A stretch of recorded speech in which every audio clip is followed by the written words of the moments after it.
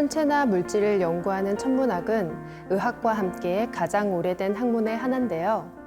하늘의 해와 달, 그리고 수많은 별들은 인류에게 동경과 탐구의 대상이었습니다. 우리 선조들 역시 하늘의 뜻을 받들기 위해 항상 하늘의 변화를 관찰해 왔는데요. 고구려 천문도를 바탕으로 만든 석각 천문도, 천상 열차 분야 지도가 대표적입니다. 오늘은 대한민국 블랙홀 박사 1호이자 한국천문연구원 박석재 박사님을 자리에 모셨는데요. 천문학과 우리 역사에 대해 이야기 나눠보겠습니다.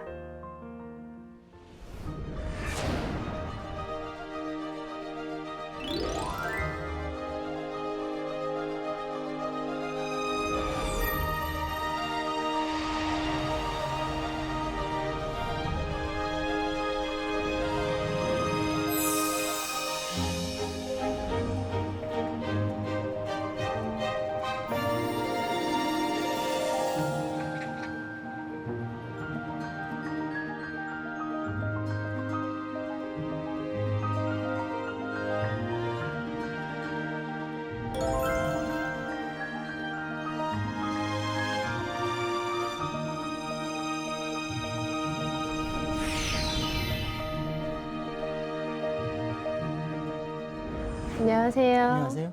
네. 네. 박사님은 미국 텍사스 대학에서 블랙홀 천체 물리학으로 박사학위를 받으셨는데요. 네.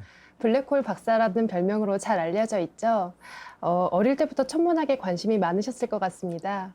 과학자가 이런 얘기하면 안 될 것 같은데 그 사람은 팔자라는 게 있는 것 같아요. 그래서 저는 천문학을 하는 게 이제 팔자라고 생각이 돼요. 왜냐하면 제가 어렸을 때 이제 대전 변두리에서 자랐거든요.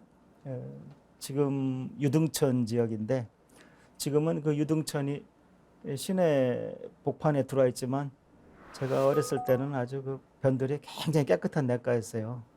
근데 60년대 그때는 뭐 참 먹을 것도 별로 없고 그러니까 어렸을 때 거기 가서 민물고기 잡는 게 아주 굉장히 중요한 행사였어요. 근데 이제 잡다 보면 이제 밤늦게까지 잡는 거죠. 그리고 제가 또 이 활채질을 잘했는데 이 활채는 굉장히 오래 잡으면 허리가 아파요. 그래서 이제 허리를 펴고 이렇게 이제 하늘을 올려다보면 지금 생각하니까 이제 여름철 궁수 전갈 자리에 있는 그 아름다운 은하수가 눈에 파노라마처럼 들어온 거예요. 그래서 이제 자연스럽게 천문학자의 길을 들어서게 됐어요. 그래서 다행히 제가 초등학교 때 만든 천문학 책이 몇 권 남아 있더라고요. 제가 많이 만들었었는데 그 내용이 그 전과 이런 거 베낀 거니까 꼬마가 봐도 유치한 거야. 그래서 많이 없앴는데 그래도 3권이 남아 있더라고요. 그래서 오늘 제가 좀 보여드릴게요. 그래서 이게 이제 제가 초등학교 때 만든 그 천문학 책인데 이제 아는 척 하려고 제목도 막 일부러 이렇게 한자로 쓰고 영어로 쓰고 그랬어요. 예. 그래서 내가 지금도 기억나는 게 요 채자 방바닥에 배 쭉 깔고 누워서 연필로 그리는데 아 이놈의 채자가 왜 이렇게 복잡한지 이거 그리는데 고생했던 기억이 지금도 나요. 그래서 이건 제가 아무나 보여주는 거 아닙니다. 제 방에 아주 귀한 분들 오셨을 때만 보여준 책이에요. 그래서 이렇게 보신 것처럼 그냥 어렸을 때부터 그 천문학자의 길로 들어섰어요. 근데 저한테는 이것까지 버렸으면 참 큰일 날 뻔했어요. 왜냐하면 이 학자라는 직업은 평생 능력의 한계를 느끼는 직업이고 아 나는 왜 이렇게 못할까 항상 그런 스트레스를 받는 직업인데 저도 천문학 공부가 어려워서 여러 번 뭐 참 좌절한 적도 있었는데 그때마다 이 책 이렇게 넘겨보면서 굉장히 그 용기를 얻었어요. 그래서 전 요새 가끔 어린이들한테 얘기할 기회가 있으면 내가 소설가가 되고 싶으면 방학 때 방학 숙제만 하지 말고 소설이라도 하나 써놔라. 그래서 그걸 절대로 버리거나 없애지 마라. 네가 영화 감독이 되고 싶으면 요새 스마트폰으로 뭐 간단한 뭐 개미 집이라 관찰이라든가 그런 거 영화 만들 수 있잖아요. 꼭 그런 걸 하나 남겨두면 큰 힘이 된다. 예, 그런 조언을 하기도 해요. 밤하늘의 별을 그냥 보시기만 한 게 아니라 연구까지 하신 건데요. 박사님은 한국천문연구원에서 연구위원으로 재직하고 계시죠? 네. 한국천문연구원 어떤 곳인가요? 네, 우리나라는 지금 정부의 국립천문대 직제가 없어요. 네, 그래서 이 정부 출연기관인 한국천문연구원이 국립천문대 역할을 하고 있습니다. 그러니까 천문대는 이제 글자 그대로 별을 관측하는 곳이고요. 그다음에 국민들한테 이제 천문 예보를 하게 됩니다. 근데 천문대장이 할 일은 뭐니 해도 큰 천체망원경을 만드는 일입니다. 그래서 저는 제가 한국천문연구원장 때 한 일 중에서 제일 기억에 남는 것이 차세대 천체망원경이라고 할 수 있는 그 지름 25m 망원경 사업을 착수시킨 일입니다. 그때 그게 거의 망원경이 한 1조 원짜리인데 우리나라 지분이 한 10% 돼요. 그러니까 액수가 크니까 우리나라 혼자 할 수는 없고 이제 미국이나 호주나 이런 나라하고 같이 했거든요. 그래서 10%가 우리 지분이에요. 그래서 그때 그 1,000억을 마련하기 위해서 정말 동분서주하고 어떤 때는 일주일에 고속도로를 거의 3, 4일씩 오르락내락 했습니다. 그래서 어쨌든 그 성사가 돼서 그 당시에는 너무 좋아서 자다가도 일어나서 웃고 그랬어요. 그래서 어쨌든 이 기회에 제 말을 믿고 그 투자를 결정해 주신 우리 공무원들하고 국회의원님들하고 관계되시는 분들께 좀 감사의 말씀을 좀 남기고 싶네요. 그러니까 이렇게 생각하시면 돼요. 신라 그러면 신라가 첨성대를 남겼잖아요. 그럼 대한민국은 뭘 남겼느냐? 그러니까 바로 그 차세대 망원경 25m 망원경을 남긴 겁니다. 근데 우리가 10분의 1을 냈으니까 이름도 막 우리가 정확하게 그럴 수는 없어요. 그래서 이제 그 원래 망원경은 그 미국 카네기 재단에서 이제 GMT, 그러니까 자이언트 마젤란 텔레스코프라고 정했어요. 그래서 정리해드리면 신라가 첨성대를 만들었다면 대한민국은 GMT를 만든 겁니다. 그래서 아마 지금 일본하고 중국도 비슷한 일이 추진되고 있는데 우리보다 좀 늦을 것 같아요. 그래서 제가 정말 신나는 거는 어쨌든 그 옛날 그 천문학의 종주국의 그 위상을 우리가 곧 다시 회복할 수 있게 된다. 그렇게 정리할 수 있겠어요. 네. 박사님께서는 별축제라는 용어를 처음 사용하고 대전 시민 천문대 건립도 제안하셨다고 알고 있습니다. 천문학 대중화를 위해서 많은 기여를 하고 계신데요. 특별한 이유가 있나요? 천문학은요, 학문 자체가 굉장히 역사적일 수밖에 없습니다. 예를 들어서 그 옛날 원시인들이 보던 밤하늘이 지금 우리가 보는 밤하늘이에요. 그러니까 몇천 년 전에 원시인들이 밤하늘을 보고 어떤 생각을 했는지를 우리가 추리할 수도 있어요. 알다시피 원시인들이 물리나 화학이나 그런 걸 했을 리는 없잖아요. 그래서 그 하늘에 대한 그 역사와 정서를 그 깊게 들어가면 영성문학까지 쭉 추적할 수 있는 분야입니다. 그러니까 천문학을 현대 그냥 천체 물리학이라는 눈으로 보면은 그것이 안 보이지만 역사를 이렇게 쭉 쫓아가게 되면은 우리가 상당히 여러 가지 놀라운 사실을 발견하게 됩니다. 그리고 천문학의 대상은 우주이기 이전에 하늘이잖아요. 근데 특히 우리 민족의 경우는 하늘이 전부답니다. 그 제가 한동안 하늘의 나라 대한민국이라는 제목으로 이제 강의를 다닌 적도 있는데 우리나라는 하늘을 빼면 설명이 안 되는 나라예요. 그래서 특히 우리나라는 하늘을 연구하는 천문학이 숙명적으로 그 역사나 이런 부분에 개입할 수밖에 없게 됩니다. 그럼 우리나라가 왜 하늘의 나라냐? 몇 가지 좀 예를 들어 볼게요. 일단 우리나라 태극기는 맞든 틀리든 우주론이에요. 전 세계 어떤 나라도 그 우주론 국기를 가진 나라가 없어요. 예를 들어서 이웃나라 일본 같은 경우는 그냥 태양이란 천체 하나란 말이에요. 근데 우리나라 그 태극기는 우주의 원리란 말이에요. 그러니까 일단 국기도 명품이 있는 거예요. 그래서 그다음에 우리 민족은 얼마나 하늘을 숭앙하냐면 하늘이 열렸다고 놀잖아요. 전 세계 어떤 나라가 하늘이 열렸다는 공휴일이 있어요. 그러니까 개천절이 어쨌든 자리를 잡고 지금 있다는 것은 그런 것이 이제 우리 민족의 그 심성을 이제 말해주는 거예요. 우리 국민 여러분들이 이제 천문학을 공부하시게 되면 굉장히 그 우리 나라에 대해서 자부심이 생겨요. 그다음에 역사에 대해서도 굉장히 긍지를 갖게 돼요. 근데 지금 현재 우리나라 상황을 보면 제가 뒤에서 뭐 더 자세히 말씀드리겠습니다만은 한마디로 그 하늘을 잊은 하늘의 자손이에요. 그러니까 옛날 우리는 천손이라고 불렀어요. 그러니까 하늘에서 내려온 민족이라고 생각을 했어요.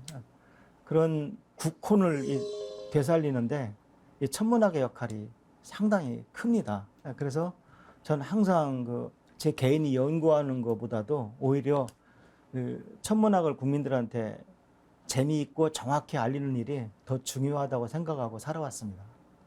천문학과 역사는 별개가 아니라는 말씀이었습니다. 네, 그리스 로마 신화 이야기를 보면 별자리에 관한 이야기가 참 많은데요. 그것 못지않게 우리 선조들도 별자리에 관심이 참 많았죠. 그럼요. 제가 가끔 사람들한테 이제 물어봅니다. 세계에서 제일 먼저 별을 돌에 새긴 민족이 어디냐? 이집트냐 어디냐? 그 사람들이 우리나라라는 생각을 미처 못해요. 근데 지금 여러분들이 지금 경복궁에 가시면은 조선 태조 이성계가 만든 국보 228호 천상열차 분야지도가 있습니다. 그 천상열차 분야지도를 이렇게 보시면 오른쪽 아래에 원래 고구려 평양성에 있었는데 전쟁통에 빠졌다 이렇게 써 있어요. 그러니까 조선이 1392년에 세워졌으니까 그 천상열차 분야지도는 태조 4년 1395년에 완성된 겁니다. 그래서 중국 천문학자들이 세계에서 제일 먼저 별을 돌에 새긴 민족은 화하족이다 이렇게 자랑을 하고 다녀요. 근데 제가 뭐라고 그랬어요? 그 옆에 그 천상열차 분야들 보면은 고구려 시대 그 전란통에 강에 빠졌다고 써 있단 말입니다. 그러니까 우리가 지금 고구려가 660 몇 년에 망했다고 믿고 있으니까 적어도 중국의 순호천문도보다는 우리게 6, 700년은 최소한 더 오래된 것이에요. 그게 강에 빠져 있는 거예요. 그래서 제가 원장 때 그 천상열차 분야지도 문제가 이슈가 됐었어요. 그래서 제가 그때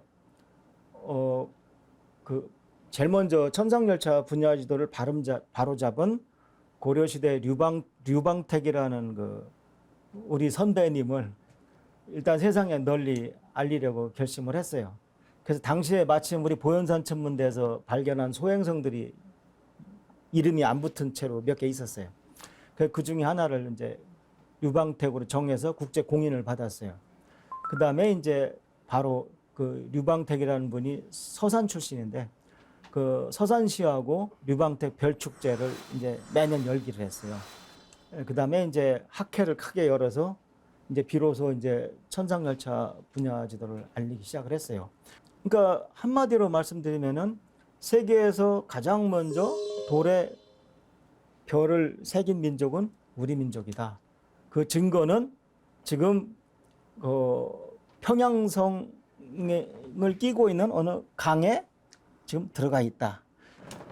국민들이 지금 잘 모르실 텐데 천상열차 분야지도는 그만큼 중요합니다. 그 다음에 이제 다행히 제 강의 들은 분이 10,000원짜리 디자인 하셨다 그래요.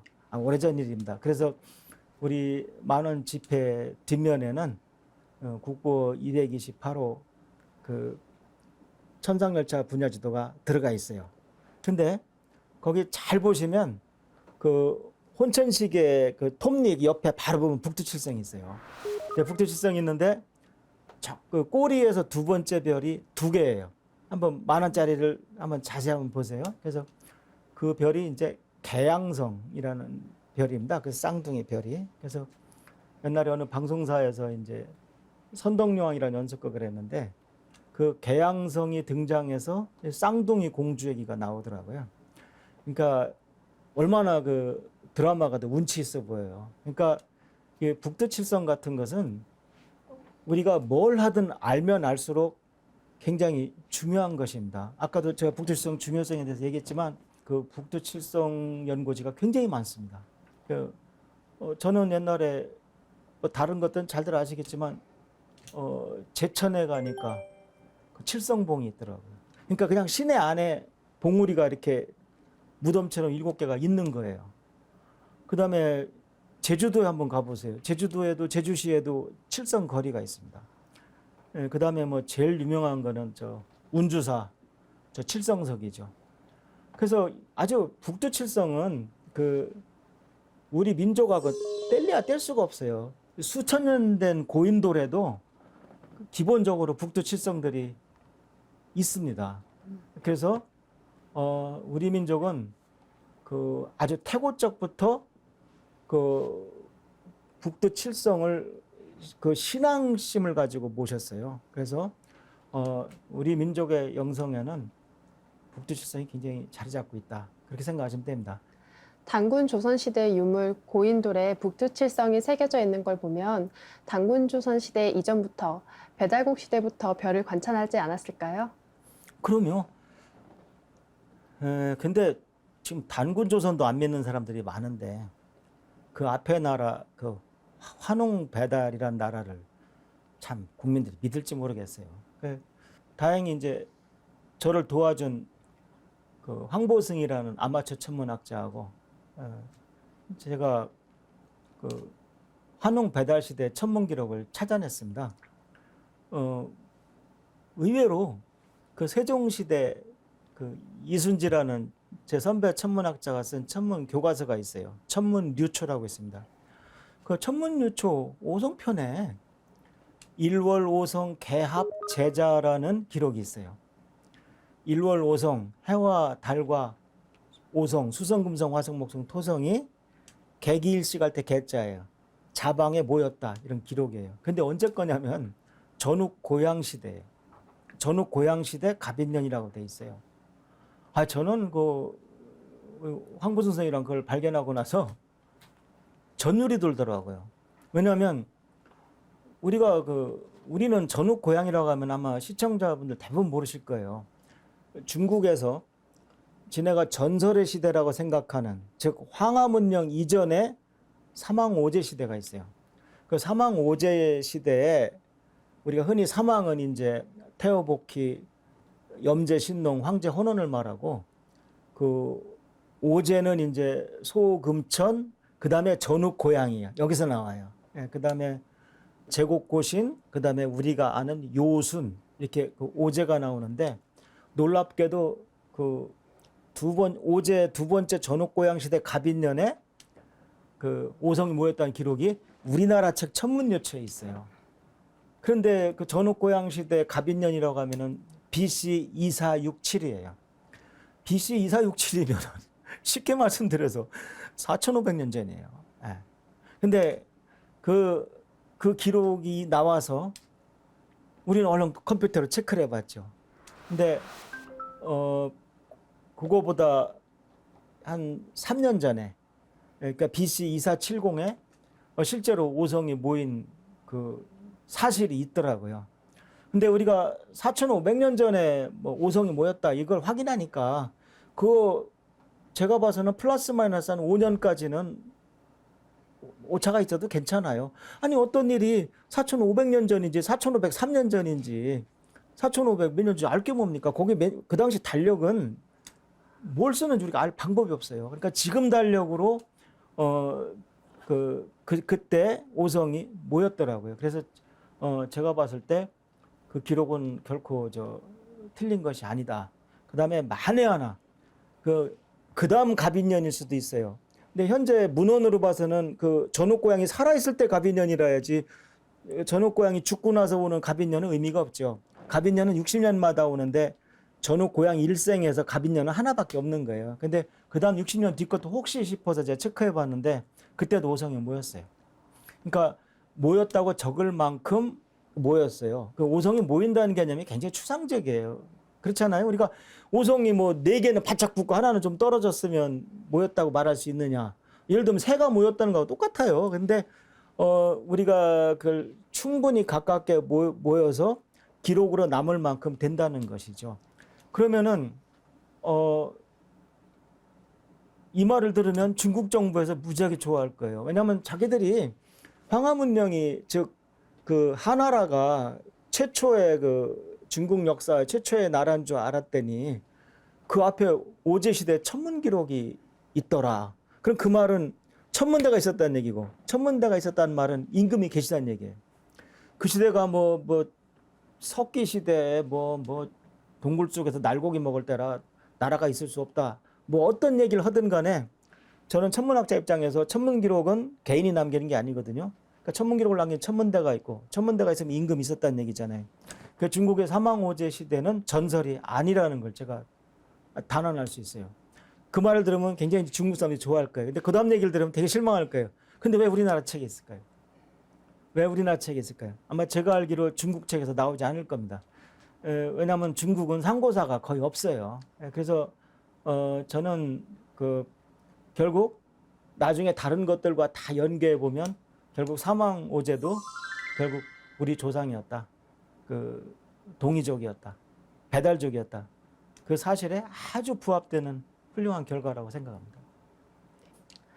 단군 조선 건국을 신화라고 말하는 사람들이 있는데요. 단군 조선이 실제했다는 것을 당시 천문학 기록으로 살펴볼 수 있죠. 그럼요. 금방 배달국 경우하고 아주 유사합니다. 원래 제가 말씀드린 일월오성 개합 제자보다 먼저 알려진 기록이 단곤조선의 무진 50년 오성치루라는 기록이에요. 그러니까 먼저 것은 BC 2467이었잖아요. 이번 거는 BC 1734 거예요. 그러니까 한 700년 뒤에요. 이 BC는 이제 숫자가 작을수록 더 뒤로 오는 거죠. 제 후배 천문학자 두 분, 라데일, 박창범 두 분이 한국 천문학회지 1993년 호에 단군 조선시대 천문 기록에 대해서 논문을 썼습니다. 제가 봤을 때 한국 천문학회지에 나온 논문 중에서 가장 위대한 논문입니다. 그래서 그 논문에서는 바로 단군 세기에 기록된 오성결집 현상을 컴퓨터로 증명했다. 그런 논문입니다. 거기서 이제 무진 50년 오성치루가 무슨 뜻이냐면 무진 50년은 BC 1733년 무진년이에요. 해석하면 무진 50년 오성치루는 BC 1733년 오성이 루 옆에 모였다 이 뜻입니다. 그래서 라데일 박창범 두 분이 컴퓨터 돌려봤더니 또 맞더란 얘기입니다. 근데 이번 경우에는 오행성이 아주 바짝 다 모였어요. 그래서 해와 달 사이에 아주 이렇게 쫙 목걸이처럼 들어갑니다. 앞에 일월오성 개합제자도 목걸이처럼 들어가긴 하는데 약간 간격이 넓어요. 근데 지금 이번에 무진 50년 오성치루 같은 오성결집은 300~400년에 한 번 있을까 말까 한 겁니다. 그걸 증명했는데 사람들이 단군색이라는 책을 잘 몰라요.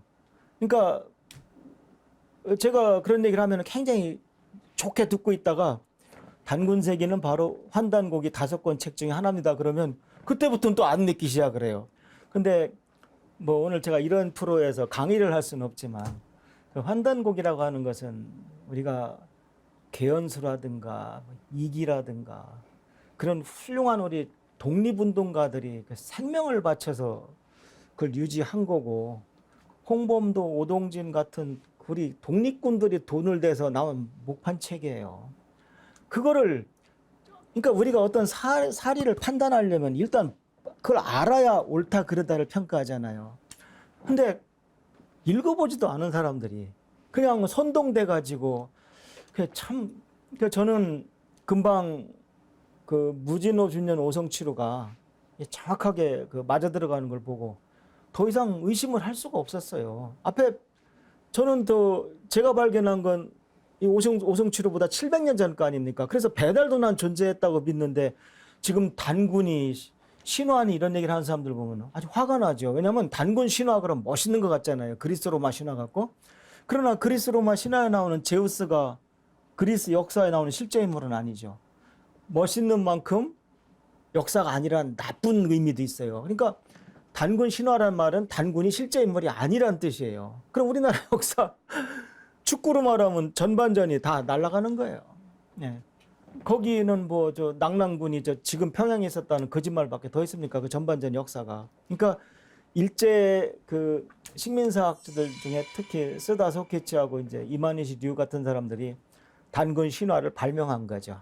그래서 이제 그 단군 조선 역사가 없기를 바랬는데 그 환단고기의 그 5권 책 중에 하나인 단군세기에 흘달 단군 50년에 그러니까 기가 막힌 거예요. 무진 50년이 흘달 단군 50년인 거야. 그러니까 이건 틀릴 리도 없어요.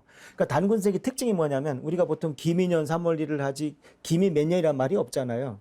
근데 단군세기는 그때 생존하셨던 단군의 그 제의 연도가 항상 뒤에 들어가요.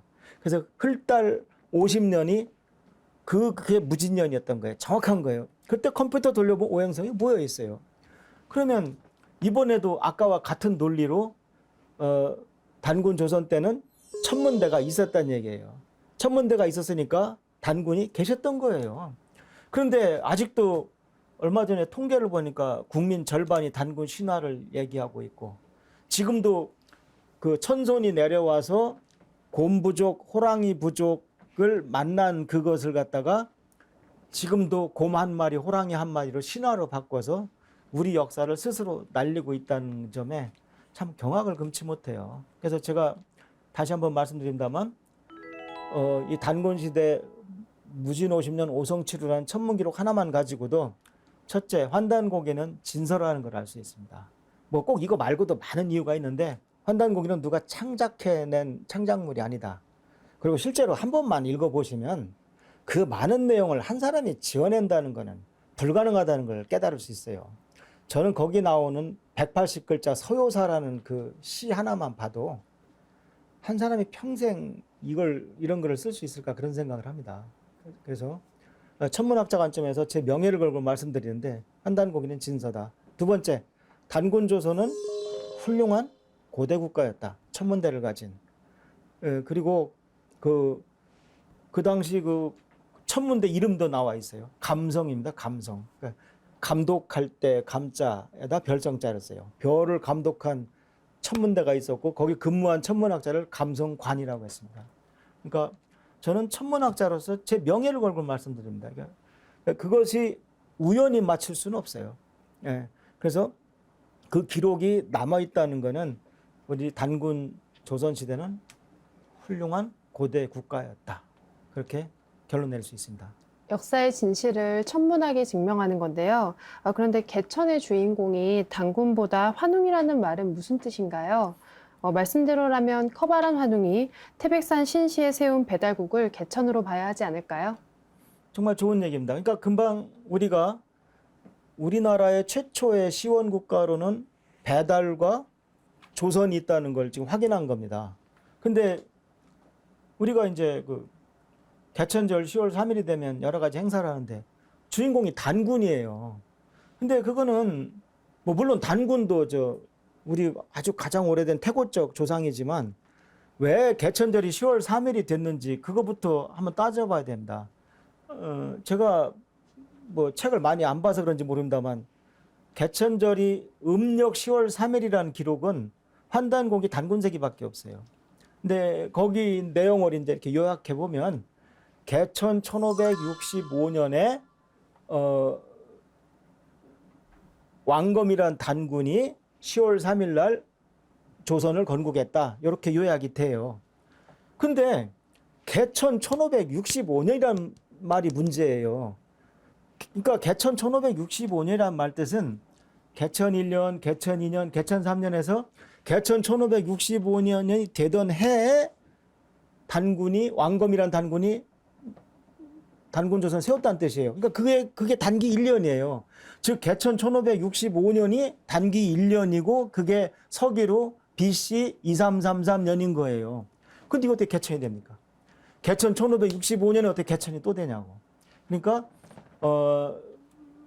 바로 그 BC 3897년에 즉 단군이 그 조선을 세우기 1565년 전에 그 거발환이라는 첫 번째 환웅이 배달을 건국한 것이 개천이라는 걸 우리가 알 수 있습니다. 그럼 우리 한국말을 조금만 할 줄 알면은 분명해지는 것이죠. 그래서 뭐 그렇다고 해서 제가 개천절날 단군을 기리는 걸 중단하자는 뜻이 아니라 당연히 단군도 모셔야 되지만 실제 개천의 주인공은 환웅이고 어떻게 보면 그 우리 민족 상고사에서 우리 민족이 시원이 되는 나라는 배달이라는 그 관점을 우리가 좀 개념을 확실히 바꿀 필요가 있어요.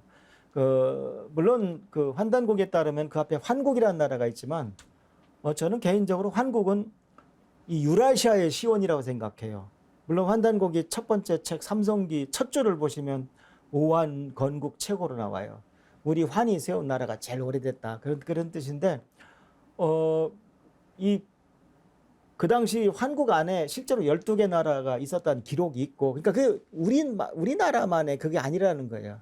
그러니까 그 환국이 우리 역사인 건 맞지만 개천으로 진짜 우리만의 그 역사 시작된 거는 배달로 보는 게 더 합리적이다 이거죠. 그러니까 환국은 중국의 역사가 될 수도 있어요. 왜냐하면 환국에서 환웅이 내려와서 우리 배달족의 나라를 세웠고 환국에서 반고가 내려와서 삼위산에 그 화하족의 나라를 세웠단 말입니다. 그러니까 조건이 같아요. 그리고 저는 특히 환단고기를 그 막연하게 안 믿는 사람들의 공통점이 뭐냐면 그 환국을 자꾸 우리나라 거라고 우기기 때문에 싫어하는 거예요. 우리가 이렇게 객관적으로 들었을 때 1000년 전에 러시아만한 나라를 우리가 세웠다 그러면 안 믿어지잖아요. 거기서 아주 그냥 좀 속된 말로 한 큐에 빠져나올 수 있는 아주 쿨한 방법은 한국은 우리나라만의 시원이 아니라고 얘기하면 되는 거예요. 그러면 거기서 아주 금방 자유로울 수가 있어요. 그래서 저는 여러 가지를 고려해도 우리 민족은 배달에서 개천한 것이 우리 개국이다. 그렇게 좀 정리해드리고 싶습니다. 개천의 의미에 대해 다시 한번 생각해 봐야 하지 않을까 싶습니다. 저는 우리나라에서 가장 큰 그 국경일이 개천절 같은데 대통령이 하는 총리 행사로 끝나는 행사가 돼버렸더라고요. 그거 하나만 보더라도 개천이 정말 많이 죽었구나. 광개토 태왕비를 속일 수는 없지 않습니까? 거기 보면은 우리 고구려의 시조는 출자 북부여라고 나옵니다. 북부의 출신이다 말이죠. 네. 저로서는 황금 같은 제 나이 50대에 이 국통맥을 살리는 개천기 시리즈를 9편까지 꼭 써야 되겠다. 그렇게 결심을 하게 됐어요.